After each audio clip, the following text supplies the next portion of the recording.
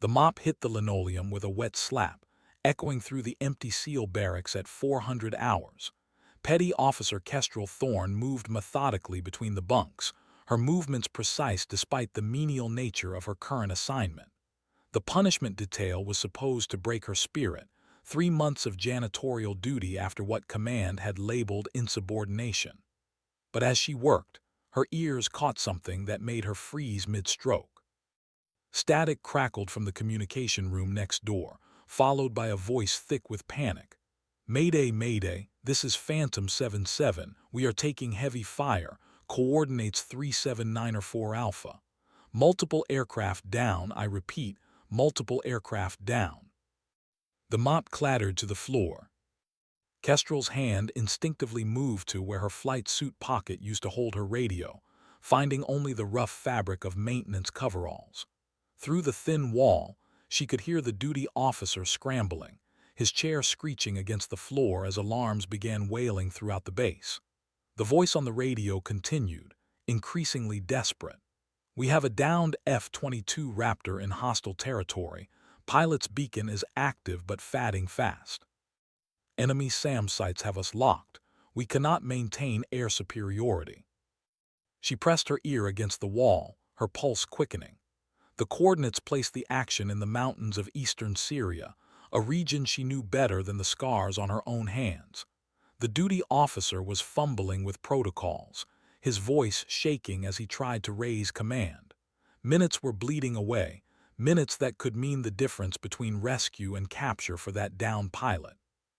"Sir, we need immediate close air support," the radio voice pleaded. "The pilot's in Taliban hands within the hour if we don't extract now." Kestrel closed her eyes, seeing the terrain in her mind. The narrow valleys, the impossible approach angles, the way the mountains created natural SAM corridors that had claimed so many aircraft. She knew that airspace like a hymn had flown those ridgelines in conditions that would make seasoned pilots weep. But according to her service record now, she was just another washout, a failed pilot assigned to swab floors and scrub toilets. The communication room door burst open as 3 SEAL operators rushed in, their voices overlapping in urgent discussion. None of them noticed the woman with the mop standing frozen in the hallway, her knuckles white against the handle, her eyes fixed on something far beyond these walls. "Get me air support options," one of them barked. That's when Kestrel Thorne stepped into the doorway and whispered 2 words that would change everything: "Ghost Rider." The room went dead silent. Every man turned, their faces shifting from confusion to something approaching awe. Because Ghost Rider wasn't just any call sign. It was legend, myth, the phantom pilot who had pulled off the impossible in Iraqi airspace 5 years ago. The pilot who had vanished from all records after a classified mission went sideways.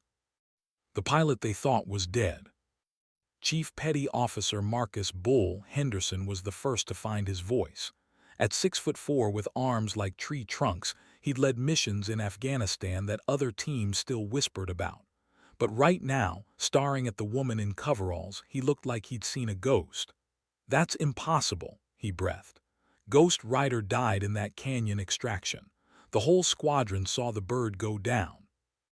Kestrel Ghost Rider stepped fully into the room, her posture shifting subtly. The meek cleaning lady was gone, replaced by something harder, sharper. "Reports of my death," she said quietly, "were greatly exaggerated." The radio crackled again. "Phantom 77 to base, pilot beacon is moving. They've got him. Estimate 15 minutes before they're off the grid permanently." Bull's eyes never left Kestrel's face. "You're really her. The pilot who flew the Pavehawk through that sandstorm in Fallujah. The one who extracted Delta Team from the compound everyone said was impossible to reach." She nodded once curtly. "And right now, there's a pilot about to become a propaganda video unless someone gets creative with the rescue plan." Her eyes moved to the tactical display on the wall, automatically calculating angles and distances. "Those mountains. The SAM sites are positioned in a standard Soviet doctrine formation. They're expecting conventional approach vectors." Lieutenant Jake Fishhook Morrison, the team's communications specialist, was frantically pulling up satellite imagery.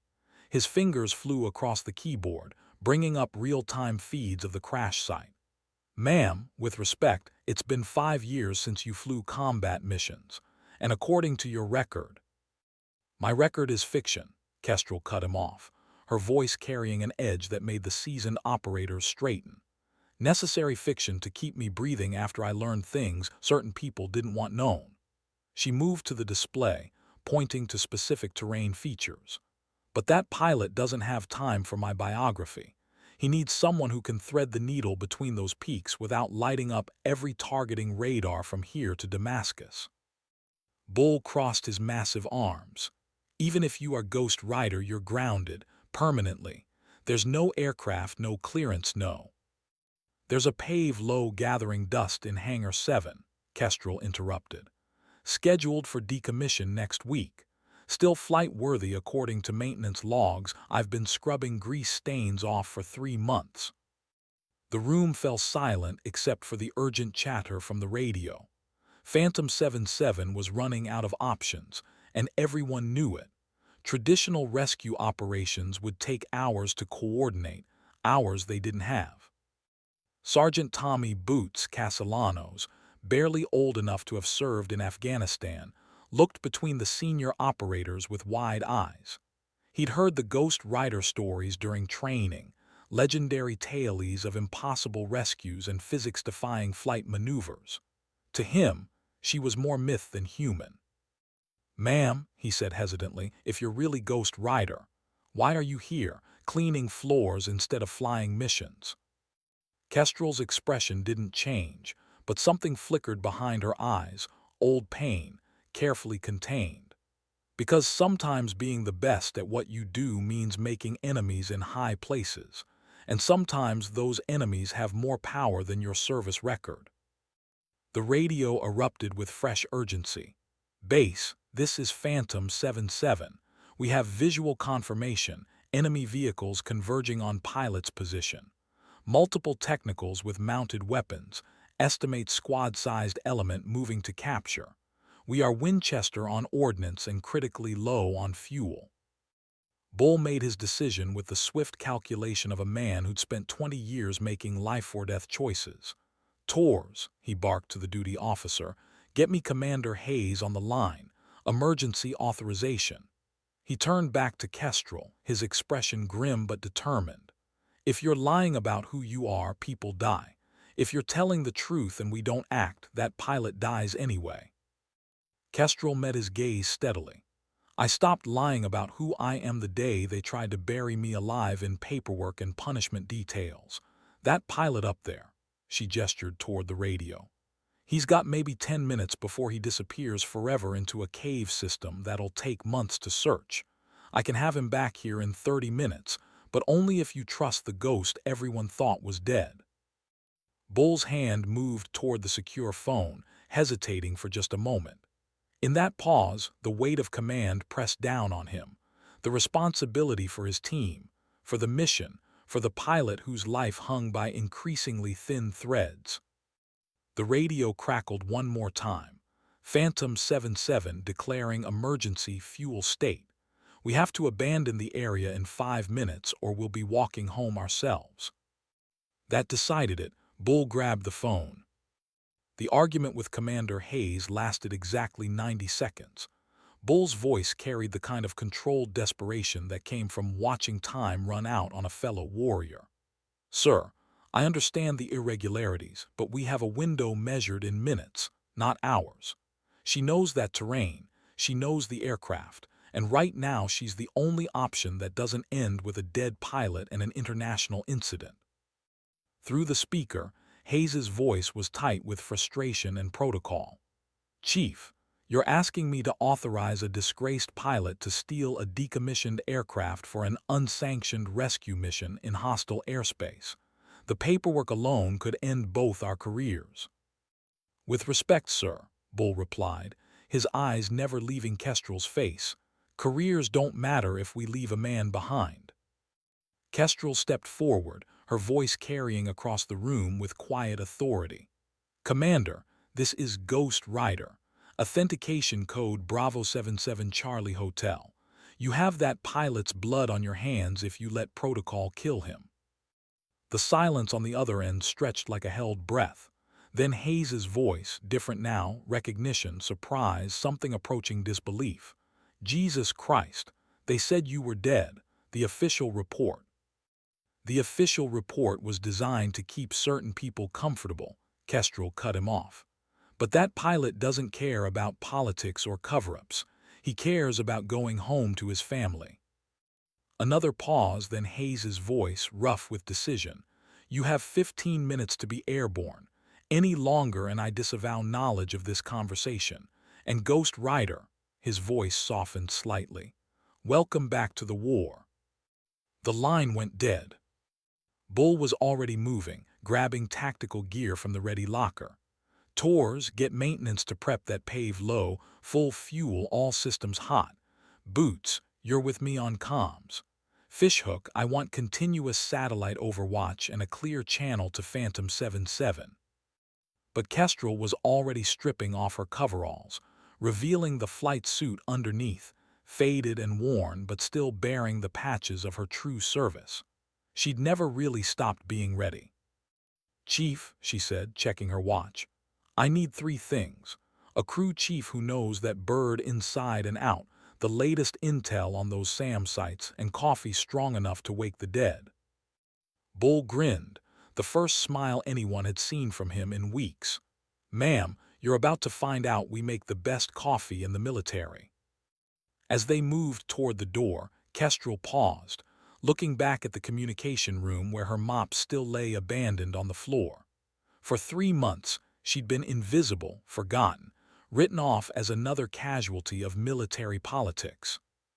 But ghosts, she reflected, had a way of coming back when they were needed most.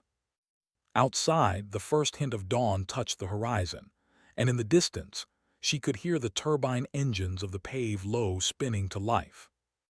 Hangar 7 buzzed with controlled chaos as maintenance crews swarmed over the massive MH-53J pave low. Chief Warrant Officer Elena Wrench Kowalski, the base's senior crew chief, moved around the helicopter like a surgeon examining a patient. Her hands traced worn metal surfaces and tested control linkages with the practiced efficiency of someone who'd kept these birds flying through 3 deployments. She's old, but she's solid, Wrench called out as Kestrel approached. Last major overhaul was 6 months ago. All systems green, though the radar warning receiver has been acting up in high-threat environments. Kestrel climbed into the pilot's seat, her hands automatically finding controls she hadn't touched in 5 years. Muscle memory kicked in as she began the pre-flight sequence, switches and dials responding to her touch like old friends welcoming her home. The familiar smell of JP-8 fuel and hydraulic fluid filled her nostrils, better than any perfume. What's the threat assessment on those SAM sites? She asked Bull, who was studying satellite imagery on a ruggedized tablet. Russian SA-6s, probably Syrian military. Standard triangle formation covering the valley approaches. But here's the interesting part. He pointed to specific locations on the map. They're positioned for high-altitude intercepts. Classic air defense doctrine against fast movers. Kestrel nodded, understanding immediately.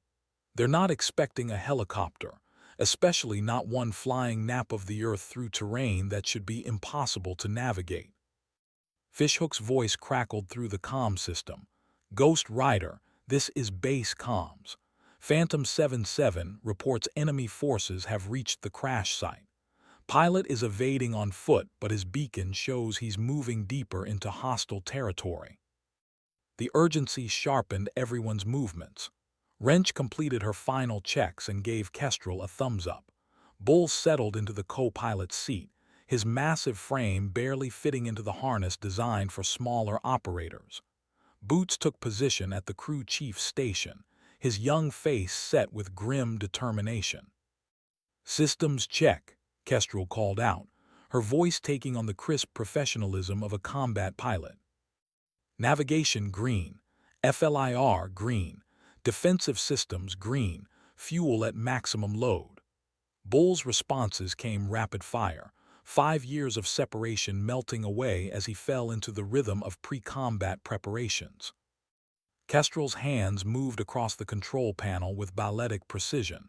Engine start sequence initiated. Rotor brake disengaged. All stations, prepare for immediate departure. The twin T-64 engines spooled up with a rising whine that vibrated through the hangar walls. The six-bladed main rotor began its lazy rotation, accelerating into the familiar thrum that had carried countless warriors into battle. Ground crews pulled away safety equipment and removed wheel chocks with practiced efficiency. Tower, this is Ghost Rider requesting immediate departure. Priority Alpha, Kestrel transmitted, her voice steady despite the magnitude of what she was about to attempt. Ghost Rider Tower, you are cleared for departure, heading 090, maintain low-level flight profile. Godspeed. The Pave Low lifted off the tarmac with surprising grace for such a massive aircraft. At nearly 90 feet long and weighing over 23,000 pounds fully loaded, it should have felt cumbersome. But in Kestrel's hands, it moved like a living thing, responding to subtle inputs with precision that made the ground crews stop and stare. As they cleared the base perimeter, she dropped the helicopter to barely 50 feet above the desert floor, using terrain masking to avoid radar detection. The world outside the cockpit windows blurred into a tapestry of sand and rock, interrupted by the occasional flash of vegetation along dry riverbeds. Time to target, 17 minutes, Bull announced, his eyes fixed on the navigation display. Current position of down pilot shows him moving northeast, approximately 2 clicks from the crash site. Kestrel's jaw tightened. 2 kilometers deeper into enemy territory meant longer exposure time, more opportunities for something to go wrong. But it also meant the pilot was still alive, still evading capture. Phantom 77, this is Ghost Rider inbound your location. What's your current status? She transmitted on the emergency frequency. The response came through heavy static. Ghost Rider, Phantom 77. Thank God. We're down to fumes and have to RTB immediately. Last visual on our pilot showed him heading into the high country, but we've lost contact. Enemy forces are spreading out in a search pattern. Looks like they're taking this seriously. Through the FLIR display, the landscape ahead resolved into the foothills of the mountain range, where the rescue would unfold. Kestrel could see the heat signatures of vehicles moving along roads, the methodical search pattern of an enemy force that knew they had valuable prey within their grasp. Copy Phantom 77, we have the area, you're cleared to RTB, leave this to us. As the F-16s disappeared toward home, the Pave Low continued its ground-hugging flight toward a rendezvous with legend and mortality in the mountains ahead. The mountains rose from the desert like ancient teeth, their peaks shrouded in morning haze that would provide both concealment and danger. Kestrel guided the Pave Low through increasingly narrow valleys, her eyes constantly scanning for threats while her hands made minute adjustments to keep them below radar coverage. SAM site bearing 270, range 8 kilometers, Bull announced, his voice tense as the radar warning receiver painted threat symbols across his display. They're actively scanning but haven't locked onto us yet. The helicopter skimmed over a ridge line barely 20 feet above the rocks, so close that Boots could see individual boulders flashing past his window. This was flying that pushed both machine and pilot to their limits. One moment of inattention, one mechanical failure, and they'd become another crater in the mountainside. There, Kestrel said quietly, pointing ahead to where smoke rose from a narrow canyon. That's our boy. The crash site lay in a natural bowl surrounded by steep walls that would make conventional rescue nearly impossible. The F-22's wreckage was scattered across the canyon floor, its stealth coating blackened and twisted. But more concerning were the heat signatures Bull was picking up on thermal imaging, multiple vehicles converging on the area, their occupants spreading out in search formations. "I count 12 hostiles, maybe more," he reported. "Light vehicles, probably technicals with mounted weapons. They're being systematic about this search." Kestrel studied the terrain with the eye of someone who'd spent years threading needles in hostile airspace. The canyon walls were too steep for a normal approach, and the enemy positions commanded all the obvious landing zones. But there, a knife-edge ridge that ran along the eastern wall, barely wide enough for the pave Lowe's landing gear. "Boots, how's your rappelling?" she asked. The young operator looked down at the approaching terrain, his face pale but determined. "Good enough, ma'am, but that ridge doesn't look wide enough for a stable hover." "It's not," Kestrel admitted, "but it's what we've got." She began the approach, the helicopter's rotor wash creating miniature dust storms as they descended toward the impossibly narrow ridge. Every instinct screamed that this was beyond the aircraft's capabilities, but Ghost Rider had made a career of doing the impossible. The radio crackled with an incoming transmission. "Any station, this is Reaper 7. I'm in a cave approximately 1 click northeast of the crash site. Multiple hostiles between me and the wreckage. I can see your bird but can't risk moving in daylight." Reaper 7, call sign of Captain Mike "Hammer" Rodriguez, an F-22 pilot with 8 years of combat experience and a wife expecting their first child back in Nevada. His voice carried the controlled fear of a man who knew he was running out of options. "Reaper 7, Ghost Rider, stay put, we're coming to you." Bull had the pilot's position locked on GPS, but the approach would require flying directly through the enemy search pattern. "Multiple threats between us and him. We're going to light up every radar between here and Turkey." "Then we better move fast," Kestrel replied, pulling the helicopter into a sharp banking turn that pressed everyone against their restraints. The pave Lowe thundered through the canyon, its rotor blades barely clearing the rock walls on either side. Below them, enemy soldiers scattered for cover as the massive helicopter appeared like an avenging angel, its presence transforming the quiet search operation into sudden chaos. Automatic weapons fire sparkled from multiple positions, tracers reaching up toward the aircraft like deadly fireflies. The armored cockpit absorbed several impacts, spiderwebbing the side windows but holding their integrity. "Taking fire from multiple positions," Boots reported, manning the defensive systems. "Flares away." The helicopter's countermeasures blazed to life, filling the air with burning metal designed to confuse heat-seeking missiles. But the real threat came from small arms fire and the RPGs that enemy forces were undoubtedly breaking out of their vehicles.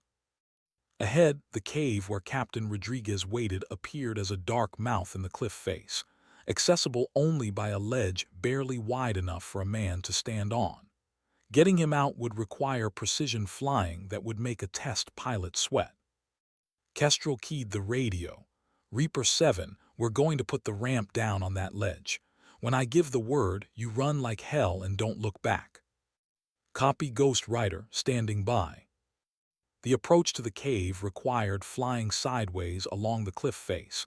The helicopter's ramp extended toward the ledge while Kestrel fought wind shear and enemy fire. It was the kind of maneuver that existed only in nightmares and emergency training scenarios. But Ghost Rider had always specialized in turning nightmares into routine operations. The pave Lowe shuddered under the impact of more small arms fire as Kestrel brought it into a hover just feet from the cliff face. Through the chaos of rotor wash and gunfire, she could see Captain Rodriguez emerge from the cave, his flight suit torn and his face streaked with dust and dried blood. "Ramp is down," Boots shouted over the engine noise. "Come on, Captain, move, move, move." Rodriguez sprinted across the narrow ledge as bullets sparked off the rocks around him. Behind him, enemy soldiers had found firing positions that gave them clear shots at both the helicopter and the running pilot. It was a shooting gallery with human targets. The captain dove through the open ramp just as an RPG streaked past the helicopter's tail rotor, missing by mere feet before exploding against the canyon wall. Boots grabbed Rodriguez and hauled him deeper into the aircraft as Kestrel pulled away from the cliff in a climbing turn that pressed everyone into their seats. "Package secure," Boots called out. "We've got him." But their troubles were far from over. The SAM sites that had been passively scanning were now fully active, their targeting radars reaching out for the helicopter that had just announced its presence to every enemy force in the region. The radar warning receiver screamed with multiple threats, each one representing a missile that could end their flight in seconds. "Multiple SAM launches detected," Bull shouted, his voice tight with adrenaline. 2, maybe 3 missiles inbound. Kestrel threw the PAVE low into a diving turn that would have torn apart a lesser aircraft, using every piece of terrain to break radar locks and confuse incoming missiles. The helicopter's defensive systems worked overtime, pumping out flares and chaff while she flew a pattern that resembled controlled falling more than piloting. The first missile passed harmlessly overhead, confused by chaff and terrain masking. The second exploded against a cliff face after losing its lock in the helicopter's radical maneuvering. But the third was still tracking, its seeker head locked onto the PAVE low's hot engine exhausts. "Last one's still coming," Bull warned, watching the threat display with grim fascination. Kestrel's response was to dive the helicopter into a narrow canyon barely wider than the rotor diameter, flying between walls that left no margin for error. The missile, designed for high-altitude intercepts, couldn't match the helicopter's sudden change in flight profile and impacted the canyon rim in a spectacular explosion that rained debris around them. "That's how you do it," Rodriguez shouted from the back, his earlier fear replaced by the savage joy of survival. "Ghost Rider, you just saved my ass and my marriage." But Kestrel was already thinking about the next problem. Getting out of hostile airspace with every enemy force in the region now fully alert to their presence. The easy part was over. Now came the hard part, getting everyone home alive. The flight back to base stretched into a 40-minute gauntlet of radar locks, missile launches, and small arms fire from ground positions that had been alerted to their presence. Kestrel flew, the PAVE low like it was a fighter aircraft, using terrain masking and radical maneuvering to avoid the increasingly sophisticated attempts to shoot them down. "They're getting coordinated," Bull observed, watching multiple threat indicators appear on his scope. "Someone's directing this search effort from a command post." Indeed, the enemy response had evolved from random pot shots to organized intercept attempts. Fighter aircraft were being vectored toward their position, while ground forces established blocking positions along their planned escape routes. What had started as a simple rescue was becoming a running battle against an entire air defense network. "Reaper 7, how are you holding up back there?" Kestrel called to Rodriguez, who was being treated for minor injuries by Boots. "Better than I was 20 minutes ago," he replied with a grin that showed he was made of the same stuff as the woman flying the helicopter. "Ma'am, I don't know who you are, but that was the most beautiful piece of flying I've ever seen." Bull glanced at Kestrel, nodding the slight smile that crossed her face at the compliment. For years, she'd been invisible, forgotten, relegated to cleaning floors and scrubbing toilets. But up here, in the thin air of combat, she was exactly who she'd always been, one of the finest pilots the military had ever produced.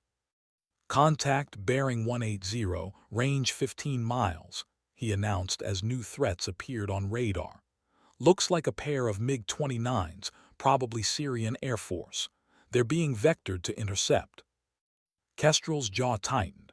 The PAVE low was many things: tough, reliable, capable of incredible feats in the right hands, but it wasn't fast.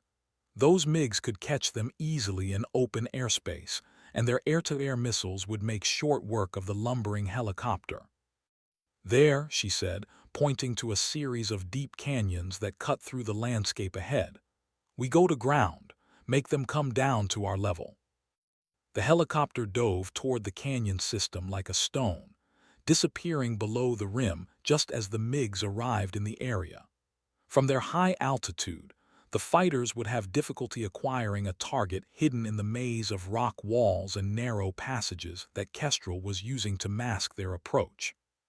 But flying through the canyon system required skills that went beyond normal helicopter operations. The passages twisted and turned unpredictably, often narrowing to barely twice the width of the rotor disc. One moment of hesitation, one small error in judgment, and they'd be scattered across the desert floor. "Jesus," Rodriguez muttered, watching the canyon walls flash past mere feet from the windows. "You're flying this thing like it's a motorcycle." Boots, manning the defensive systems, was less impressed with the scenery. Multiple radar sweeps from above.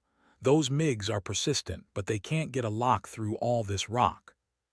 The canyon system eventually opened into a broader valley that led toward friendly territory, but crossing it would expose them to both the circling fighters and the SAM sites that covered the border region.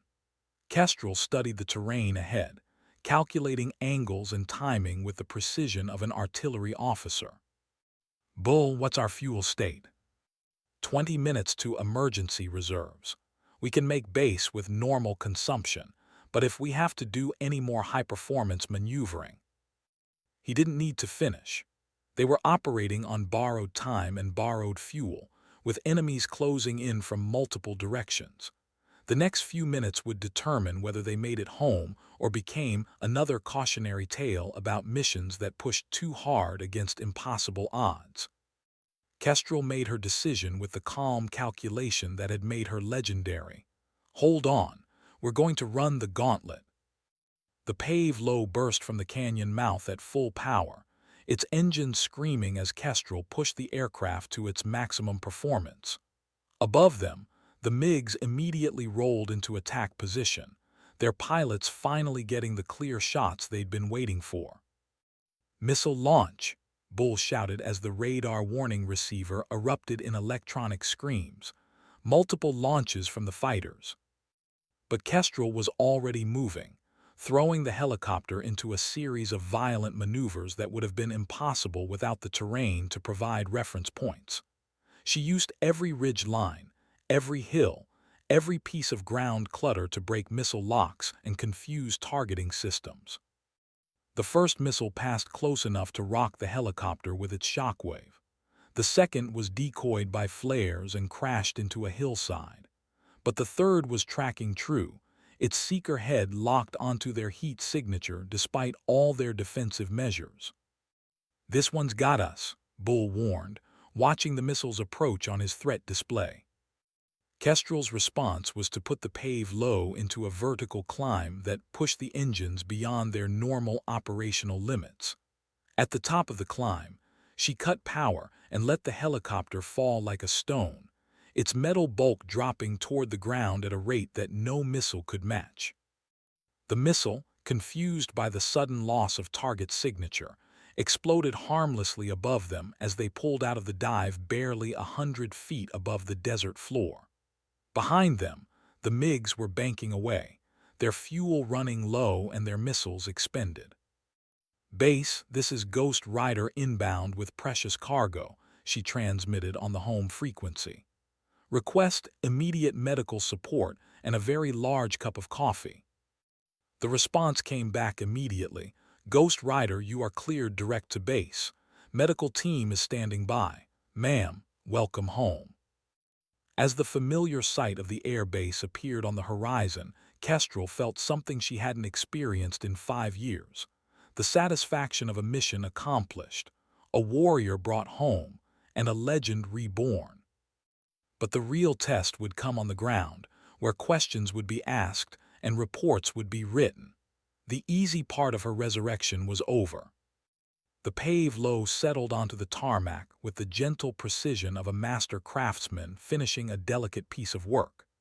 As the engine spooled down and the rotor slowed to a lazy rotation, Ground crews swarmed around the aircraft, their faces showing mixtures of awe and disbelief at what they'd just witnessed. Captain Rodriguez was the first out of the helicopter, his legs unsteady after the adrenaline-fueled flight, but his smile wide enough to power the entire base. Medical personnel surrounded him immediately, but he waved them off long enough to turn back toward the cockpit where Kestrel was completing her shutdown procedures. "Ma'am," he called out, his voice carrying clearly across the tarmac.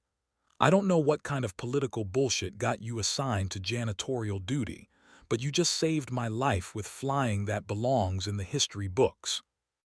Bull climbed down from the co-pilot's seat, his face still showing the strain of the mission but his eyes bright with something that looked like vindication.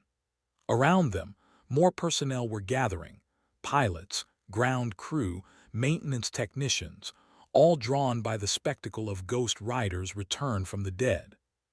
Commander Hayes approached the aircraft with the measured stride of a career officer who just watched his carefully ordered world get turned upside down by 40 minutes of impossible flying. His face was unreadable, but his eyes never left Kestrel as she removed her helmet and ran her hands through sweat-dampened hair. "Chief Henderson," Hayes said formally, "I'll need a complete after-action report within the hour. Every detail of this operation, including the authorization protocols you used to commandeer that aircraft." Bull straightened to attention. "Sir, request permission to speak freely." "Granted." "Sir, that woman just pulled off a rescue that will be talked about for the next 50 years. Whatever political considerations led to her current assignment, they pale in comparison to what she accomplished today." Hayes's expression softened slightly. "Chief, I'm not questioning the mission's success, but there are procedures, chains of command, protocols that exist for good reasons. We can't have pilots, even legendary ones, stealing aircraft whenever they decide military leadership is moving too slowly." Kestrel finally spoke, her voice carrying the quiet authority that had commanded respect in cockpits around the world. "Commander, with respect, Captain Rodriguez didn't have time for procedures. In combat, you adapt or you fail. Today we adapted." "And tomorrow," Hayes asked, "what happens when every pilot on this base decides they know better than their commanding officers?" It was a fair question, and everyone present understood the larger implications. Military discipline depended on clearly defined hierarchies and established protocols. What Kestrel had done, however successful, represented a fundamental challenge to that order. Boots, who had been quietly checking equipment, looked up from his inspection. "Sir, if I may, in 3 tours in Afghanistan, I've seen good men die because we followed procedures when we should have followed instincts. Sometimes the best thing a leader can do is get out of the way and let warriors do what they do best." The crowd around the helicopter had grown larger, with personnel from across the base gathering to get a look at the pilot they'd thought was a myth. Among them, Kestrel could see faces she recognized, mechanics who'd serviced her aircraft, pilots who'd flown missions she'd planned, support personnel who remembered when she'd been more than just a cautionary tale. Sergeant First Class Maria Santos, a logistics specialist who'd served under Kestrel's command in Iraq, pushed through the crowd. Her face showed a mixture of joy and anger that seemed to represent the conflicted emotions of everyone present. "Ma'am," she said, her voice tight with suppressed emotion, "we heard you were dead. The official word was that Ghost Rider died in a training accident. For 5 years, we've been mourning someone who was scrubbing floors 50 yards from our duty stations." The accusation hung in the air like smoke from the helicopter's cooling engines. Around them, the gathering crowd grew quieter, understanding that they were witnessing something more significant than a successful rescue mission. Hayes looked uncomfortable, his official demeanor cracking slightly under the weight of questions that went far beyond operational procedures. "Sergeant Santos, personnel assignments are classified matters that—" "With respect, sir," Santos interrupted, Some things are more important than classifications. Kestrel held up her hand, forestalling further debate. What's done is done. What matters now is that Captain Rodriguez goes home to his family, and we figure out how to move forward from here. But even as she spoke, she could see the larger implications playing out in the faces around her. Her resurrection had raised questions that wouldn't be easily answered, and the ripple effects would be felt far beyond this desert air base. The legend of Ghost Rider had always been larger than one person or one mission. Today, it had become something even more powerful, a symbol of what happened when competence was suppressed and talent was wasted. And symbols, once awakened, were notoriously difficult to control. The debriefing room felt smaller than usual with so many people crammed inside. Commander Hayes sat at